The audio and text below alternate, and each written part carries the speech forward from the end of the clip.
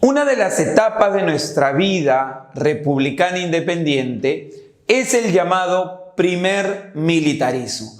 Este primer militarismo que va de 1827 hacia 1872. Pero recuerda algo, este primer militarismo lo podemos dividir en dos periodos, el llamado caudillismo militar y la llamada prosperidad falaz. ¿Qué es lo que más se ha preguntado sobre estos periodos en exámenes de admisión? Principalmente, jóvenes, las características.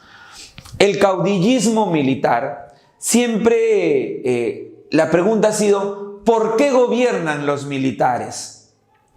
Y la respuesta, jóvenes, clásica e importante, porque el Perú carecía de una clase dirigente civil criolla. Los criollos no van a tener el poder ni la fuerza que van a tener los militares, no solamente por las armas, sino también por el prestigio que obtuvieron en las guerras de la independencia.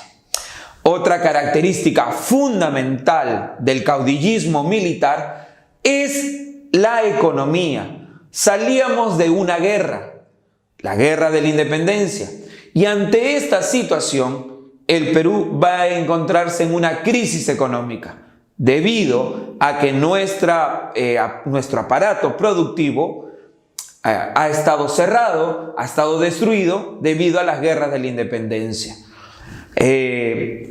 Nos desprendemos del comercio con España, porque ahora, al ser independientes, España no tiene la obligación de comercializar con nosotros. La deuda externa también va a ser uno de los problemas que se tiene que resolver durante este periodo del caudillismo militar. Esas serían las principales características de este periodo. Así como también, debido a que van a gobernar los militares, van a haber dos tipos, dos facciones, dos grupos, los liberales y los conservadores. Los liberales van a llegar al poder a través de elecciones, pero los conservadores van a llegar al poder a través de golpes de Estado. Y esa es otra característica de la vida republicana del Perú, que cuando un grupo quiere llegar al poder y no es aceptado por el resto, realizan golpes de Estado. Muy bien, eso sería lo más importante del caudillismo militar. Mientras que el periodo de la denominada prosperidad falaz es el periodo del apogeo del guano. El Perú se caracteriza por vender o por comercializar materias primas. El guano va a ser el principal ingreso económico del periodo de la prosperidad falaz. Así, en el caudillismo militar, los principales ingresos fueron el tributo indígena y las aduanas. El guano es en la prosperidad falaz. ¿Y por qué se le da el término de prosperidad falaz? Durante este periodo hubo un crecimiento económico importante que se inicia específicamente durante el gobierno de don Ramón Castilla. No es que se inicie el comercio del guano, se inicia el apogeo del guano. Ya el guano era comercializado desde el gobierno o segundo gobierno de Agustín Gamarra bajo el sistema de arrendamientos a cargo de Francisco Quirós. Pero con Ramón Castilla se establece el sistema de consignaciones. A través de esas consignaciones, que se firmó primero con la Casa Gibbs y posteriormente con los consignatarios peruanos, el Perú va a tener una gran cantidad de ingresos económicos. De ahí el término de prosperidad falaz. ¿Pero por qué lo falaz? Porque como hubo tanto crecimiento económico, ese dinero se despilfarró en obras públicas, como en el caso de los ferrocarriles durante el gobierno de Balta, en el crecimiento principalmente de la burocracia civil y militar, y eso ha sido pregunta de examen de admisión de San Marcos. ¿En qué se gastó más el dinero del guano? Respuesta: crecimiento de la burocracia civil, y en segundo lugar, crecimiento de la burocracia militar. En tercer lugar, podríamos hablar de la inversión en ferrocarriles. Este periodo de la prosperidad falaz va a tener acontecimientos importantes, como la llegada o la migración de los chinos colis o colíes, que vienen como mano de obra barata para las haciendas de la costa norte, va a ser uno de los acontecimientos fundamentales de este periodo. Otro acontecimiento, y que también han preguntado en examen de admisión, es sobre el gobierno de don Ramón Castilla.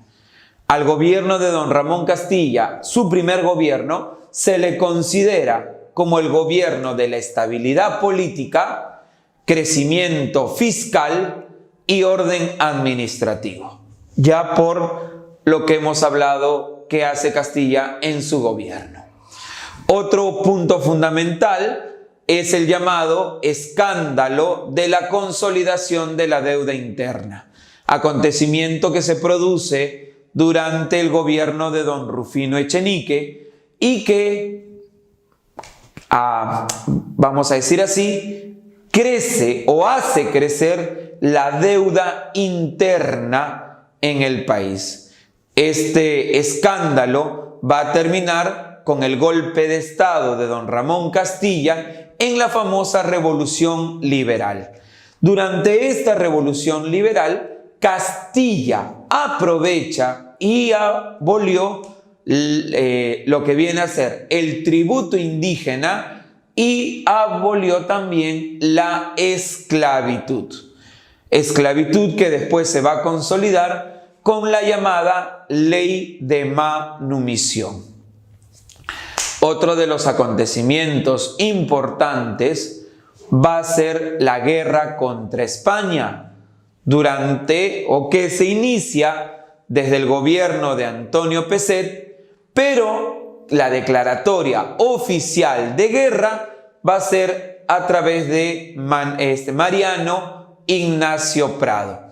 Recordemos que durante el gobierno de Pezet se firmó el Tratado Vivanco-Pareja, tratado que va a ser considerado lesivo para el país, ya que el Perú cede a todas las pretensiones españolas. Debido a este tratado, Mariano Ignacio Prado se rebela en Arequipa y saca del poder a Antonio Pezet. Con Mariano Ignacio Prado se declara la guerra a los españoles, se forma la cuádruple alianza, que va a estar integrada por Ecuador, Bolivia, Chile y el Perú, así como también en el gobierno de Mariano Ignacio Prado se establece el Gabinete de los Talentos, que va a estar dirigida por Manuel Pardo y Lavalle. Los acontecimientos finales de la guerra contra España se definen en el combate de Actao, donde es una victoria peruano-chilena, y el combate definitivo, el combate del Callao, o más conocido como el combate del 2 de mayo. Con esta victoria peruana se logra consolidar la independencia americana, ya que España tenía intenciones no solo de cobrar una antigua deuda con el Perú, sino también intentar recuperar sus antiguas colonias. El último gobierno de la prosperidad falaz es el gobierno de don José Balta. Podemos considerar que con don José Balta se inicia la crisis económica del Perú.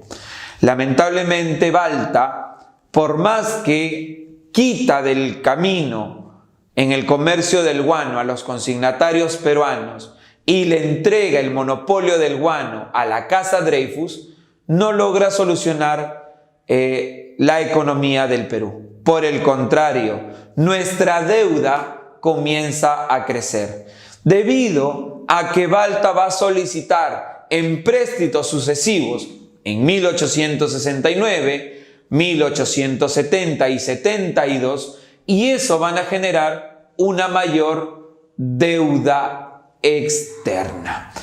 Con Balta, si bien es cierto, se invierten los ferrocarriles, el principal problema de Balta es solucionar el déficit fiscal.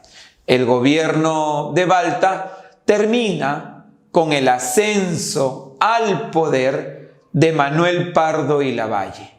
A Balta lo van a asesinar los hermanos Gutiérrez, ya que ellos se oponen a que un civil llegue al poder. La población enardecida va a asesinar a 3 de los 4 hermanos Gutiérrez, y eso va a poner fin a la prosperidad falaz, al primer militarismo, y va a dar paso al llamado primer civilismo. Gobierno de Manuel Pardo y Lavalle, donde se va a agudizar la crisis económica del Perú, debido a que el guano comienza a perder, vamos a decir así, desciende el comercio del guano, y es porque en Europa comienzan a aparecer fertilizantes artificiales. Estos fertilizantes van a tener como insumo principal el salitre. Entonces, el salitre desplaza al guano como fertilizante. El salitre se va a convertir en una materia prima importante para los países europeos, porque también va a ser un insumo para la pólvora. De esa manera, durante el gobierno de Manuel Pardo y Lavalle, el salitre se va a estatizar, pero no va a estar mucho tiempo en manos del Estado peruano, ya que para 1879 la guerra entre Perú, Bolivia y Chile van a tener como causa principal la ambición anglo-chilena por las salitreras de Antofagasta, que pertenecían a Bolivia, y las salitreras de Tarapacá, que le pertenecían al Perú. De esa manera, jóvenes, vemos cuál es la causa principal y real de la Guerra del Pacífico.